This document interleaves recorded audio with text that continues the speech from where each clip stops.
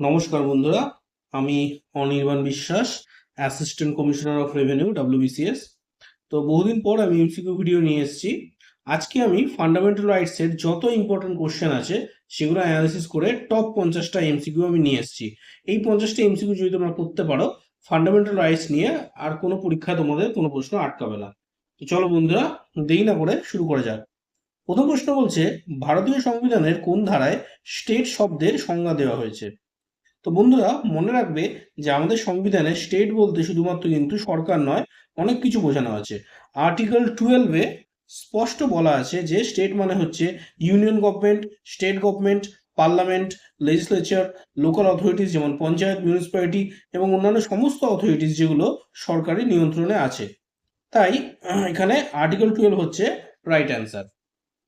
Next প্রশ্নে যাওয়া যাক। বলছে যে কোন আর্টিকেল আদালতকে ফান্ডামেন্টাল রাইটসকে রক্ষা করার জন্য রিট জারি করার ক্ষমতা দেয়? তো বন্ধুরা মনে রাখতে হবে যে ফান্ডামেন্টাল রাইট যদি ভায়োলেট হয় তাহলে পাবলিক সরাসরি সুপ্রিম কোর্টে যেতে পারে আর্টিকেল 32 অনুযায়ী। এখানে এটাকে বলছে right to constitutional remedies. Supreme court তখন এই রাইট টু কনস্টিটিউশনাল রেমেডিস অনুযায়ী রিট জারি করতে পারে, যেমন হিপস কর্পাস, ম্যান্ডামাস, সার্টিওরারি, প্রহিবিশন আর কুও ওয়ারেন্টো। ডক্টর আম্বেদকর এটাকে বলেছেন সংবিধানের হার্ট অ্যান্ড সোল। তাহলে স্পষ্ট যে ফান্ডামেন্টাল রাইটস এনফোর্স করার জন্য সবচেয়ে গুরুত্বপূর্ণ ধারা হচ্ছে আর্টিকেল 32। এরপর বলছে যে নিচের কোন অধিকার কেবলমাত্র ভারতীয় নাগরিকদের জন্য প্রযোজ্য, বিদেশিদের জন্য নয়? তো আর্টিকেল 19-এ অনুযায়ী সমস্ত ফ্রিডম যেমন speech and expression, association, movement এগুলো কেবলমাত্র ইন্ডিয়ান সিটিজেনের জন্য কিন্তু রয়েছে। তাহলে অন্য কোনো যদি বিদেশি পর্যটক আসে তারা কিন্তু এই ধরনের অধিকার দাবি করতে পারবে না। কিন্তু অন্যান্য যেগুলো আছে, right to life article 21, article 25 অনুযায়ী ফ্রিডম অফ রিলিজিয়ন এবং তোমার ওদিকে তোমার ইকুয়ালিটি বিফোর ল, এগুলো কিন্তু বিদেশিরাও কিন্তু এই অধিকার পেয়ে থাকে। পরের প্রশ্নে যাওয়া যাক। এখানে বলছে নিচের কোন রিট নিচু আদালতকে তার ক্ষমতা সীমার বাইরে কাজ করতে আটকায়? তো এর কারেক্ট অ্যান্সার হচ্ছে প্রহিবিশন। যেখানে প্রহিবিশন মানে হচ্ছে স্টপ অর্ডার। যখন কোনো লোয়ার কোর্ট এমন মামলায় শুনানি করছে যেটা তার জুরিডিকশনের বাইরে, তখন হাইকোর্ট বা সুপ্রিম কোর্টটাকে বলে দেয় যে তুমি আর এগিয়েও না, তুমি এখানেই থেমে যাও। পরের প্রশ্নে যাওয়া যাক। সংবিধানের প্রিয়াম্বেলে সেকুলার শব্দটি কোন সংশোধনী দ্বারা যুক্ত করা হয়েছে? তো এমার্জেন্সির সময় 1976 সালে ইন্দিরা গান্ধী সরকার 42nd অ্যামেন্ডমেন্টটাকে নিয়ে আসে। এটাকে বলে মিনি কনস্টিটিউশন। এই অ্যামেন্ডমেন্টে প্রিয়াম্বলে সোশ্যালিস্ট আর সেকুলার এই দুটো ওয়ার্ড যোগ করা হয়। ফলে আজকে আমাদের প্রিয়াম্বল হচ্ছে sovereign, socialist, secular, Democratic, Republic. তাহলে মনে রাখতে হবে যে সেকুলার শব্দের জন্ম হচ্ছে 42nd অ্যামেন্ডমেন্টের মাধ্যমে।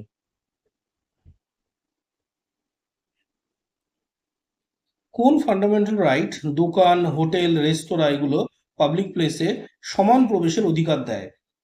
তো আর্টিকেল 15 মূলত ডিসক্রিমিনেশনকে নিষিদ্ধ করে। এবার আর্টিকেল 15 সাবসেকশন 2 স্পষ্ট বলে দেয় যে কোনো নাগরিককে ধর্ম, জাতি, লিঙ্গ, জন্মস্থান ইত্যাদি কারণে দোকান, হোটেল, পাবলিক এ সমস্ত জায়গায় ঢুকতে বাধা দেওয়া যাবে না। নেক্সট প্রশ্ন বলছে রাইট টু কনস্টিটিউশনাল রেমেডিজে সংবিধানের হার্ট অ্যান্ড সোল কে বলেছেন? তো এটা বলেছেন B.R. আম্বেদকর সাহেব। উনি বলছেন যে আর্টিকেল 32 অর্থাৎ রাইট টু কনস্টিটিউশনাল রেমেডিস হলো সংবিধানের হার্ট অ্যান্ড সোল। তার কারণ হচ্ছে যদি ফান্ডামেন্টাল রাইটস ভায়োলেট হয় এবং তার কোনো প্রতিকার না থাকে, তবে ওই অধিকারগুলো কাগজে লেখা শব্দ ছাড়া আর কিছুই নয়। তো আর্টিকেল 32 যেটা হচ্ছে রাইট টু কনস্টিটিউশনাল রেমেডিস, এইটা অনুযায়ী ফান্ডামেন্টাল রাইটসের ভায়োলেশন হলে মানুষ কিন্তু কোর্টের দ্বারস্থ হতে পারে। বলছে যে ইকুয়ালিটি বিফোর ল এই কনসেপ্টটা কোন দেশ থেকে নেওয়া হয়েছে? তো বিষয় হচ্ছে এখানে আর্টিকেল 14, এখানে কিন্তু দুটো ব্যাপার আছে। একটা হচ্ছে ইকুয়ালিটি বিফোর ল, আরেকটা হচ্ছে ইকুয়াল প্রোটেকশন অফ ল। তো এইটা এসেছে ইউকে থেকে, এইটা এসেছে ইউএস থেকে। তো প্রশ্নে যেহেতু ইকুয়ালিটি বিফোর ল বলা আছে, তাই এখানে উত্তর হবে ইউকে। কোন আর্টিকেল 14 বছরের কম বয়সী শিশুদেরকে বিপজ্জনক কাজে নিয়োগের বিরুদ্ধে সুরক্ষা দেয়? তো আর্টিকেল 24 বলে দিয়েছে যে 14 বছরের নিচের কোনো শিশুকে কোনো ফ্যাক্টরি, মাইন বা কোনো হ্যাজার্ডাস জবে নিয়োগ করা যাবে না। এটা রাইট অ্যাগেনস্ট এক্সপ্লয়টেশনের একটা অংশ। তাহলে তোমার চাইল্ডের এক্সপ্লয়টেশনের অ্যাগেনস্টে সুরক্ষা দিচ্ছে আর্টিকেল 24। ইমার্জেন্সির সময় কোন ফান্ডামেন্টাল রাইটসকে সাসপেন্ড করা যায় না? তো বিষয় হচ্ছে এমার্জেন্সি চলাকালীন বেশিরভাগ ফান্ডামেন্টাল রাইটসই সাসপেন্ডেড হয়ে যায়, কিন্তু 44th অ্যামেন্ডমেন্টের পর থেকে আর্টিকেল 20 আর আর্টিকেল 21, আর্টিকেল 20 হচ্ছে প্রোটেকশন ইন ক্রিমিনাল অফেন্স আর আর্টিকেল 21 হচ্ছে right to life and liberty, এই দুটো কিন্তু সাসপেন্ড করা যাবে না। তো এক্সামে যদি সিঙ্গেল অ্যান্সার চায় তাহলে কিন্তু আমাদের প্রায়োরিটি হবে আর্টিকেল 21, কিন্তু অ্যাকচুয়ালি 20 আর 21 দুটোই কিন্তু সাসপেন্ড করা কিন্তু যাবে না। তাই মনে রাখতে হবে যে ইমার্জেন্সির সময় রাইট টু লাইফও আমাদের সঙ্গে থেকে যায়।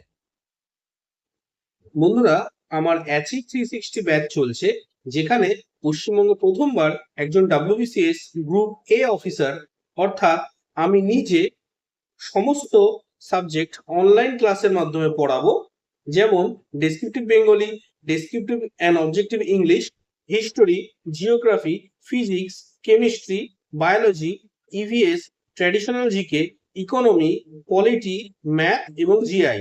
আমি আজ পর্যন্ত 9টা সরকারি চাকরি পরীক্ষা ক্র্যাক করেছি, তাই আমি এক্সাম ওরিয়েন্টেড স্ট্র্যাটেজি মেনে যে নোটটা দেবো সেটাতে তোমাদের 100% সিলেবাস কভার হয়ে যাবে এবং আলাদা করে কোনো টেক্সট বই পড়ার দরকার নেই। এবং আমার গাইডেন্স মেনে পড়াশোনা করলে তোমাদের সাফল্য নিশ্চিত।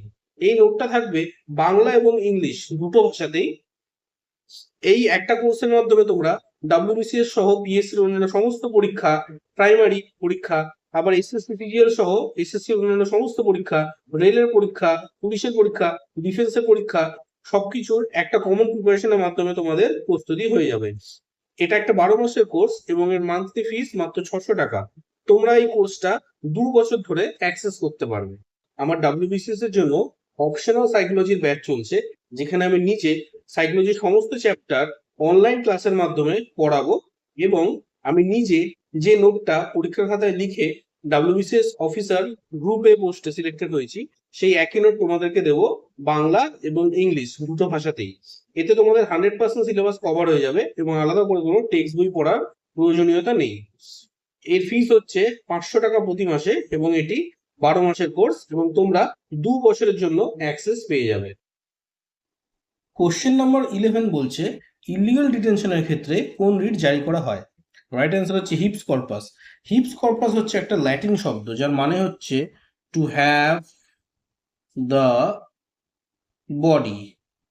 অর্থাৎ সহজ ভাষায় বললে কোনো ব্যক্তিকে যদি বেআইনিভাবে জেলে ঢুকিয়ে দেওয়া হয় বা আটক করা হয়, তখন হাইকোর্ট বা সুপ্রিম কোর্ট রিট জারি করে তাকে আদালতের সামনে হাজির করতে বলে। আর্টিকেল 19 কতগুলো ফ্রিডমের গ্যারান্টি দেয়? রাইট অ্যান্সার হচ্ছে 6। আর্টিকেল 19-এ মোট 6টা ফ্রিডম আছে, যেগুলো প্রত্যেকটা নাগরিকের ডেমোক্রেটিক লাইফের জন্য খুব গুরুত্বপূর্ণ। এই 6টা হচ্ছে freedom of speech and expression, freedom to assemble peacefully, freedom to form associations, freedom to move freely, freedom to reside anywhere এবং freedom to practise any profession. অর্থাৎ এক কথায় বললে, কথা বলো, মিটিং করো, দল গঠন করো, ঘুরে বেড়াও, যেখানে খুশি থাকো আর নিজের প্রফেশন চলো।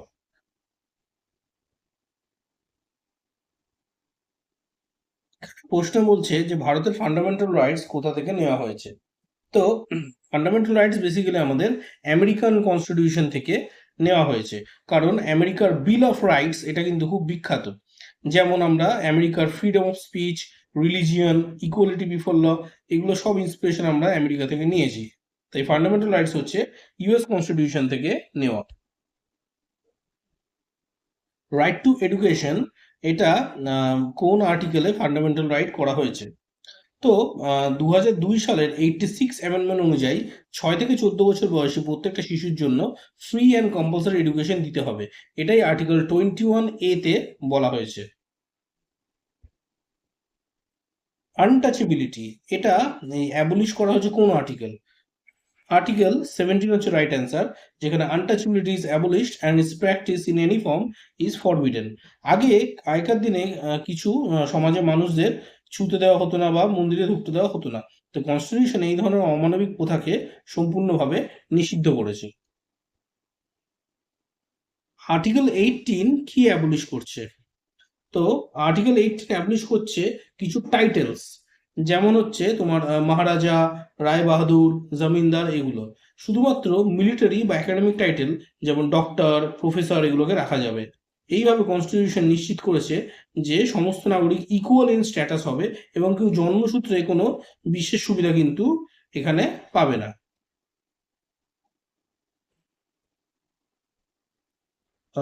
ফ্রিডম অফ রিলিজিয়ন কোন আর্টিকেল দেয়? তাহলে রাইট অ্যান্সার হচ্ছে আর্টিকেল 25। আর্টিকেল 25 বলছে প্রত্যেকটা নাগরিকের আছে freedom of conscience and right to freely profess, practise and propagate religion. তাহলে এর মানে হচ্ছে তুমি তোমার কনসায়েন্স অনুযায়ী তুমি মন্দিরে যেতে পারবে, তুমি চাইলে মসজিদে যেতে পারবে, তুমি চাইলে গির্জায় যেতে পারবে, সরকার তোমাকে আটকাবে না। কিন্তু শর্ত হচ্ছে পাবলিক অর্ডার, মোরালিটি এবং হেলথ এইগুলো যেন ভায়োলেট না হয়। আহ, এটা বলছে রাইট টু প্রপার্টি কোন কনস্টিটিউশনাল অ্যামেন্ডমেন্টে ফান্ডামেন্টাল রাইটস থেকে বাদ দেওয়া হলো? তো আগে এই তোমার রাইট টু প্রপার্টি যেটা হচ্ছে আর্টিকেল 31, সেটা ছিল তোমার ফান্ডামেন্টাল রাইট, কিন্তু 1978 সালে 44th অ্যামেন্ডমেন্টের মাধ্যমে এটিকে ফান্ডামেন্টাল রাইটস থেকে বাদ দিয়ে লিগ্যাল রাইট করা হলো।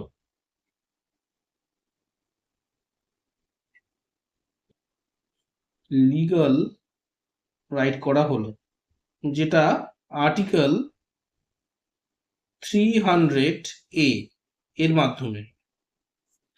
তো এর কারণ হচ্ছে কি, যখন গভর্নমেন্ট যখন ল্যান্ড রিফর্ম করতে চাইছিল তখন জমিদাররা প্রতিবারই বারবার কোর্টে যেত আর বলতো যে আমার ফান্ডামেন্টাল রাইটস ভঙ্গ হয়েছে, এই জন্য এটাকে ফান্ডামেন্টাল রাইটস থেকে বাদ করা হয়েছে। পাবলিক এমপ্লয়মেন্টে ইকুয়ালিটি অফ অপরচুনিটি কোন আর্টিকেল দেয়? কারেক্ট অ্যান্সার হচ্ছে আর্টিকেল 16। আর্টিকেল 16 নিশ্চিত করে যে গভর্নমেন্ট জবে বা কোনো পাবলিক অফিসে সবার জন্য সমান সুযোগ থাকবে, কাউকে তার ধর্ম, বর্ণ, লিঙ্গ ইত্যাদির ভিত্তিতে বঞ্চিত করা যাবে না। কিন্তু ওবিসি, এসসি, এসটি এদের জন্য কিছু রিজার্ভেশন রাখা আছে, এটা কনস্টিটিউশন অ্যাপ্রুভ করেছে। কোন ফান্ডামেন্টাল রাইট নাগরিক এবং বিদেশি উভয়ের জন্য প্রযোজ্য? রাইট অ্যান্সার হচ্ছে ইকুয়ালিটি বিফোর ল, যেটা আমাদের আর্টিকেল 14-এ বলা আছে। তো এই আর্টিকেল 14-এ বলছে the state shall not deny any person equality before the law. অর্থাৎ এখানে কিন্তু সিটিজেন নয়, এনি পার্সন বলছে, অর্থাৎ বিদেশি হলেও সেও কিন্তু সমান প্রোটেকশন পাবে। তাই উদাহরণস্বরূপ যদি কোনো বিদেশি ভারতে ক্রাইম করে তাহলেও সে ইন্ডিয়ান কোর্টে কিন্তু বিচার পাবে। তাই আইন সবার জন্য সমান। কোন আর্টিকেল আমাদের জীবন এবং ব্যক্তিগত স্বাধীনতা সুরক্ষা দেয়? রাইট অ্যান্সার হচ্ছে আর্টিকেল 21। আর্টিকেল 21 বলছে no person shall be deprived of his life or personal liberty except according to procedure establish by law. মানে কাউকে তার জীবন বা স্বাধীনতা থেকে বঞ্চিত করা যাবে না, শুধুমাত্র আইন অনুযায়ী হলে তবেই সম্ভব। তার মানে যদি আর্টিকেল 21 না থাকতো তাহলে কিন্তু রাষ্ট্র যে কোনো সময় ইচ্ছা মতো কারো জীবন কেড়ে নিতে পারতো। এই কারণে একে বলা হয় হার্ট অফ ফান্ডামেন্টাল রাইটস। নিজের বিরুদ্ধে স্বীকারোক্তি দিতে বাধ্য না হওয়ার অধিকার কোন আর্টিকেলে দেওয়া আছে? রাইট অ্যান্সার হচ্ছে আর্টিকেল 20 সাবসেকশন 3। এতে বলছে যে no person accused of any offence shall be compelled to be a witness against himself. অর্থাৎ পুলিশ বা কোর্ট আপনাকে জোর করে নিজের বিরুদ্ধে প্রমাণ দিতে বাধ্য করতে পারবে না। এটা সেই সিনেমার ডায়লগের মতো, मैं चुप रहूंगा ये मेरा अधिकार है। কোন রিট দ্বারা সরকারি কর্তৃপক্ষকে তাদের দায়িত্ব পালনে বাধ্য করা যায়? তো রাইট অ্যান্সার হচ্ছে ম্যান্ডামাস, যেটা একটা ল্যাটিন শব্দ। এর মানে হচ্ছে উই কমান্ড। যখন কোনো সরকারি অফিসার বা সংস্থা তাদের লিগাল ডিউটি পালন করছে না, তখন কোর্ট বলে যে ম্যান্ডামাস জারি করা হলো, কাজটা করতেই হবে। ফর এক্সাম্পল ধরুন আপনার কলেজের ইউনিভার্সিটি আপনার পরীক্ষার রেজাল্ট আটকে দিয়েছে কোনো কারণ ছাড়া, আপনি তখন হাইকোর্টে গিয়ে ম্যান্ডামাস চাইতে পারেন যাতে তারা রেজাল্টটা পাবলিশ করতে বাধ্য হয়। কোন আর্টিকেল অনুযায়ী আর্মড ফোর্সের সদস্যদের ফান্ডামেন্টাল রাইটস লিমিটেড করা যেতে পারে বা বাতিল করা যেতে পারে? তো কারেক্ট আনসার হচ্ছে আর্টিকেল 33, যেখানে বলছে যে army, navy, police, intelligence agencies এরা আমাদের নিরাপত্তার জন্য কিন্তু বিশেষ দায়িত্বে থাকে। তাই এদের জন্য সাধারণ ফান্ডামেন্টাল রাইটসে কিছুটা লিমিটেশনস দেওয়া আছে। আর্টিকেল 33 পার্লামেন্টকে ক্ষমতা দেয় যাতে ডিসিপ্লিন বজায় রাখার জন্য এদের রাইটস গুলোকে লিমিট করা যায়। অর্থাৎ ধরো একটা সৈনিক বলল যে আমি আজকে স্ট্রাইক করতে চাই, আমার আর্টিকেল 19 আছে, তাহলে কিন্তু দেশের সিকিউরিটি নষ্ট হয়ে যাবে। তাই তাদের ক্ষেত্রে এই সমস্ত লিমিট গুলো করা আছে, তারা সেটা পারবে না। তাহলে আর্টিকেল 33 মানে হচ্ছে একটা সোলজারের রাইটস এর থেকে দেশের সিকিউরিটি বড়। আর্টিকেল 14 এবং 21 এর সাথে কোন আর্টিকেলকে মিলিয়ে গোল্ডেন ট্রায়াঙ্গেল বলা হয়? Right answer article 19। Supreme Court বলছে যে article 14 equality before law, article 19 freedom of speech and movement, আর হচ্ছে আর্টিকেল 21 রাইট টু লাইফ, এগুলো একসাথে মিলে গঠন করছে গোল্ডেন ট্রায়াঙ্গেল। এই তিনটে ছাড়া ডেমোক্রেসি দাঁড়াতে পারতো না। অর্থাৎ 14, 19 আর 21, এই তিনটে হচ্ছে ডেমোক্রেসির গোল্ডেন ট্রায়াঙ্গেল। কোন আর্টিকেল অনুযায়ী অ্যাসোসিয়েশন বা ইউনিয়ন গঠন করা যায়? তো অপশন উত্তর হচ্ছে আর্টিকেল 19 সাবসেকশন 1 ক্লজ সি, যেখানে আমাদের বলা হচ্ছে যে right two form associations, unions, cooperatives. যেমন ধরো ছাত্রছাত্রীরা স্টুডেন্টস ইউনিয়ন বানাতে পারে, কর্মীরা ট্রেড ইউনিয়ন বানাতে পারে। এটা ফ্রিডম অফ স্পিচের একটা এক্সটেনশন, কারণ একসাথে কথা বললে আওয়াজ জোরাল হয়। অর্থাৎ একা নয়, একসাথে আওয়াজ তোলার অধিকার দিচ্ছে article 19 clause 1 subsection C. Cultural আর এডুকেশনাল অধিকার কোন আর্টিকেলে, কোন কোন আর্টিকেলে বলা আছে? তো আর্টিকেল 29 বলছে আমাদের it protects the interest of minorities in preserving the language, script, culture. আর আর্টিকেল 30 বলছে minorities can establish and administer their own education institution. তাহলে অপশন এ হচ্ছে অ্যান্সার।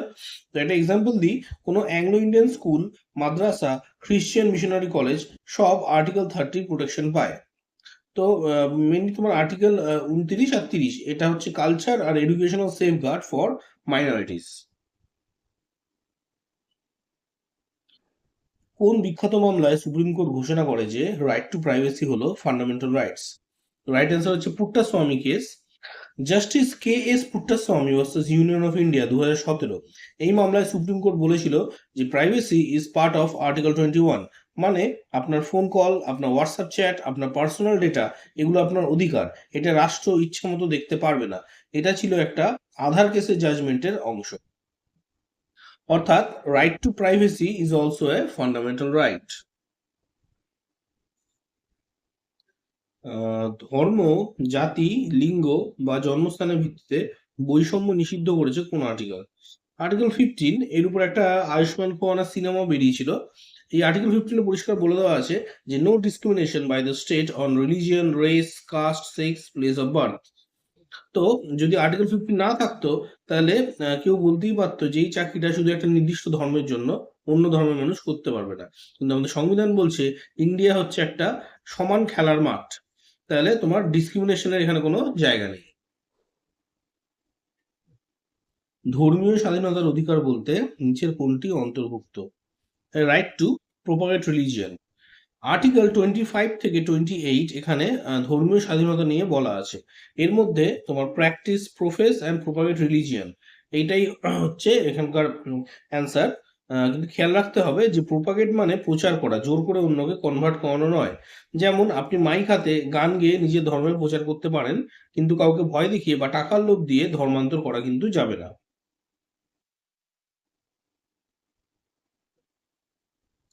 আহ কোনো ব্যক্তি যদি তোমার আইনত বৈধতা ছাড়া সরকারি পদে বসে থাকে, তাহলে তার বিরুদ্ধে কোন রিট জারি করা হয়? রাইট অ্যান্সার হচ্ছে কুয়ো ওয়ারান্ট।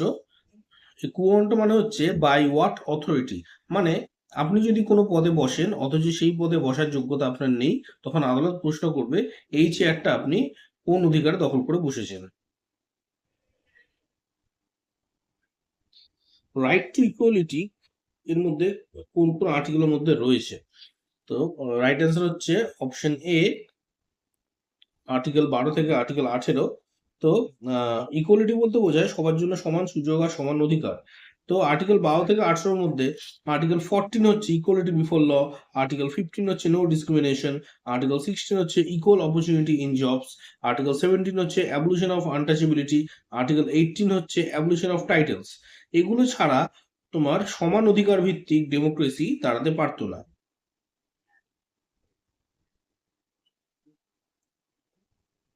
মানব পাচার এবং জোরপূর্বক শ্রম নিষিদ্ধ করেছে কোন আর্টিকেল? তো কারেক্ট অ্যান্সার হচ্ছে আর্টিকেল 23। আর্টিকেল 23 সরাসরি বলে দিয়েছে যে হিউম্যান ট্রাফিকিং, বেগার অর্থাৎ জোর করে বিনা বেতনে কাজ করানো অথবা কোনো ফোর্সড লেবার সবই হচ্ছে নিষিদ্ধ।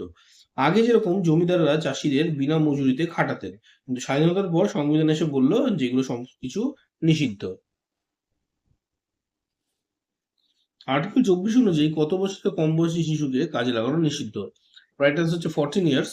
আর্টিকেল 24 বলছে 14 বছরের কম বয়সী কোনো শিশুকে কোনো ফ্যাক্টরি, কোনো মাইন্স বা কোনো বিপজ্জনক কাজে নিযুক্ত করা যাবে না। কারণ শিশুর কাজ নয় কাজ করা, কাজ হলো পড়াশোনা আর খেলা করা। তাই এটাকে বলা হচ্ছে child labour prohibition. Right to constitutional remedies এর অন্তর্ভুক্ত এটা কোনটা? তো বলি প্রথমে, ডক্টর বি আর আম্বেদকর বলেছেন যে right to approach the supreme court for rights violation, যেটা হচ্ছে আমাদের রাইট টু কনস্টিটিউশনাল রেমেডিস।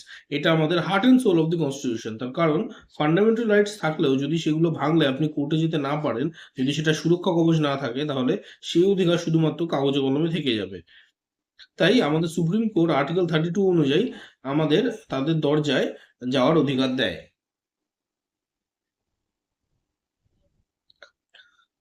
সংখ্যালঘুদের শিক্ষা প্রতিষ্ঠানে স্বার্থ রক্ষা করে কোন ফান্ডামেন্টাল রাইটস? তাহলে আর্টিকেল 30 হচ্ছে এখানে রাইট অ্যান্সার, যেটা বলছে যে সংখ্যালঘু সম্প্রদায় তাদের নিজস্ব শিক্ষা প্রতিষ্ঠান স্থাপন এবং পরিচালনা করতে পারবে। তাই অ্যাংলো ইন্ডিয়ান স্কুলস, মাদ্রাসা, ক্রিশ্চিয়ান মিশনারি কলেজেস সবই এই প্রোটেকশনের অধীনে। অর্থাৎ আর্টিকেল 30 হচ্ছে মাইনরিটি ইনস্টিটিউশনস সেফগার্ড। আর্টিকেল 22 এটা কোন ক্ষেত্রে সুরক্ষা প্রদান করে? রাইট অ্যান্সার হচ্ছে প্রিভেন্টিভ ডিটেনশন, যেটার মানে হচ্ছে কাউকে অপরাধ করার আগেই সম্ভাব্য অপরাধকে ঠেকানোর জন্য গ্রেপ্তার করা বা আটক করা। আর্টিকেল 22 বলছে এই ধরনের আটক করার ক্ষেত্রেও কিছু সেফগার্ডস আছে, যেমন আইনজীবী নেওয়ার অধিকার, পরিবারকে জানানো ইত্যাদি। তো এটা একটু কন্ট্রোভার্সিয়াল, কিন্তু দেশের নিরাপত্তার জন্য রাখা হয়েছে। ইমার্জেন্সি অবস্থায় ফান্ডামেন্টাল রাইটস সাসপেন্ড রাখার কথা কোন আর্টিকেলে বলা আছে? আর্টিকেল 359 এটা অনুযায়ী এমার্জেন্সি হলে রাষ্ট্রের জন্য কিছু ফান্ডামেন্টাল রাইটস সাসপেন্ডেড হয়ে যায়। আর্টিকেল 359 বলছে এমার্জেন্সি চলাকালীন নাগরিকরা তাদের কিছু অধিকার নিয়ে আদালতে যেতে পারবে না। কোন আর্টিকেল বলছে যে ফান্ডামেন্টাল রাইটস এর সংশোধন হলে তা বেসিক স্ট্রাকচার ভাঙতে পারবে না? তো আর্টিকেল 13-এ পরিষ্কার বলা আছে যে যদি কোনো আইন বা অ্যামেন্ডমেন্ট ফান্ডামেন্টাল রাইটস এর বিরুদ্ধে যায় তবে তা অটোমেটিক্যালি ভয়েড হয়ে যাবে। এর সাথে যুক্ত হচ্ছে আপনার কেশবনন্দ ভারতী কেস 1973 সালের, যেখানে সুপ্রিম কোর্ট বলেছিল যে পার্লামেন্ট যা খুশি অ্যামেন্ড করতে পারে কিন্তু বেসিক স্ট্রাকচারকে ভাঙতে পারবে না। স্বাধীনতার পর কোন ফান্ডামেন্টাল রাইট প্রথমবার সংবিধান সংশোধনের মাধ্যমে যোগ করা হয়? কারেক্ট অ্যান্সার হচ্ছে রাইট টু এডুকেশন, যেটা 86 অ্যামেন্ডমেন্ট 2002-তে আসে। 2002 সালের 86 অ্যামেন্ডমেন্ট অ্যাক্টের মাধ্যমে আর্টিকেল 21A, আর্টিকেল 21A এটা যোগ করা হয়। এতে বলা হয় যে 6 থেকে 14 বছর বয়সী শিশুদের জন্য বিনামূল্যে এবং বাধ্যতামূলক শিক্ষা রাষ্ট্রের দায়িত্ব।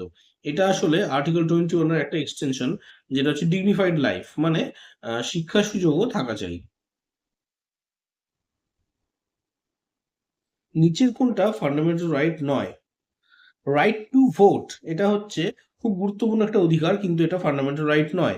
এটা হচ্ছে একটা constitutional right. Representation of people অ্যাক্টের অধীনে এটা দেওয়া আছে।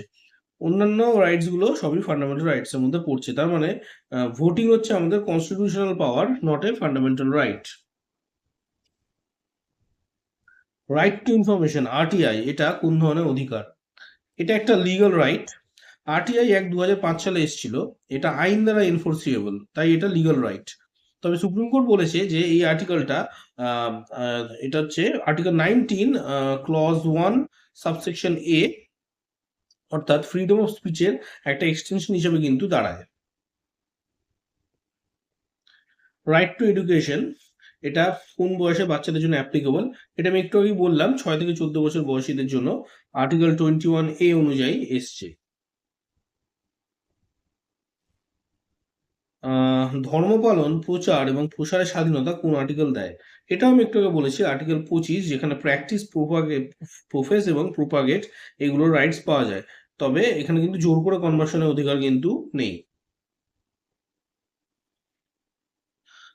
কোন মামলায় সুপ্রিম কোর্ট বলেছিল যে ফান্ডামেন্টাল রাইটস বেসরকারি সংস্থার বিরুদ্ধেও প্রয়োগ করা যায়?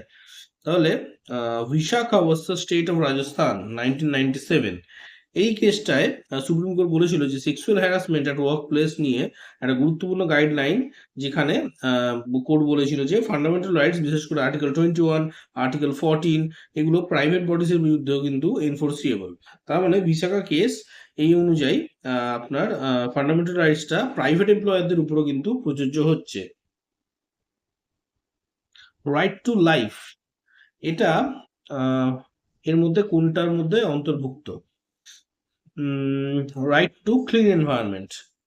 সুপ্রিম কোর্টের ব্যাখ্যা অনুযায়ী আর্টিকেল 21 মানে শুধু ফিজিক্যাল লাইফ নয়, একটা ডিগনিফাইড লাইফ। এর মধ্যে clean water, pollution free environment, healthy surrounding সবকিছু কিন্তু অন্তর্ভুক্ত। তার মানে right to life equal to right two live in a clean environment. যেটা আগেও আমি বলেছি যে সংখ্যালঘুদের স্বার্থ রক্ষা করে কোন আর্টিকেল? তো এর মধ্যে আর্টিকেল 29 আর আর্টিকেল 30 দুটোই হবে। আর্টিকেল 29 যে কোনো গ্রুপ নিজেদের ল্যাঙ্গুয়েজ, স্ক্রিপ্ট বা কালচারকে রক্ষা করতে পারে, এটা মাইনরিটি সেফগার্ড। আর আর্টিকেল 30 হচ্ছে মাইনরিটি এডুকেশন ইনস্টিটিউশনের একটা অধিকার। তাহলে এখানে যদি দুটোই অপশনে থাকে, ফার্স্ট প্রায়োরিটি হবে আর্টিকেল 29, যেটা কালচারাল সেফগার্ড ফর মাইনরিটিস। এর মধ্যে কোন রিট হচ্ছে প্রিভেন্টিভ রেমেডি, কারেক্টিভ নয়? তো প্রহিবিশন হচ্ছে যখন কোনো নিচের আদালত বা তার, হ্যাঁ, যখন কোনো নিচের আদালত তার ক্ষমতার বাইরে কোনো কাজ করতে যাচ্ছে, তখন হাইকোর্ট বা সুপ্রিম কোর্ট তাকে আগেই থামিয়ে দেয়। তো এটা হচ্ছে দাঁড়িয়ে যাও, আগে যেও না, এই ধরনের একটা রিট। তাহলে এটাকে প্রিভেন্টিভ বলা হয়। ফান্ডামেন্টাল রাইটসকে এনফোর্স করতে পারে কে? তো এখানে কারেক্ট অ্যান্সার হচ্ছে supreme court and high court. Article 32 supreme court এবং আর্টিকেল 226 হাইকোর্ট, এর দ্বারা এই দুই আদালতের কাছে রিট জুরিসডিকশন আছে। তাই ফান্ডামেন্টাল রাইটসকে রক্ষা করতে হলে এদের দরজায় কড়া নাড়তে হয়। তার মানে সুপ্রিম কোর্ট প্লাস হাইকোর্ট দুটোই হচ্ছে guardians of the fundamental rights. Last প্রশ্ন খুবই সোজা, আগে হয়তো এরকম একটা প্রশ্ন বললাম যে আর্টিকেল 15 এর মধ্যে কোন ভিত্তিতে বৈষম্য নিষিদ্ধ করেছে? তো অপশন এ হচ্ছে রাইট অ্যান্সার। আর্টিকেল 15 খুব স্পষ্টভাবে বলে দিয়েছে যে রাষ্ট্র এই রিলিজিয়ন, রেস, কাস্ট, সেক্স আর প্লেস অফ বার্থ, এই 5টা ভিত্তিতে কোনো বৈষম্য কিন্তু বরদাস্ত করবে না। তো আর্টিকেল 15 যদি না থাকতো, তার মানে only Hindu, only men, only upper caste, এই ধরনের বোর্ড কিন্তু সমাজে কিন্তু ভরে যেত। তাহলে no entry board against discrimination, এটাই বলছে আর্টিকেল 15।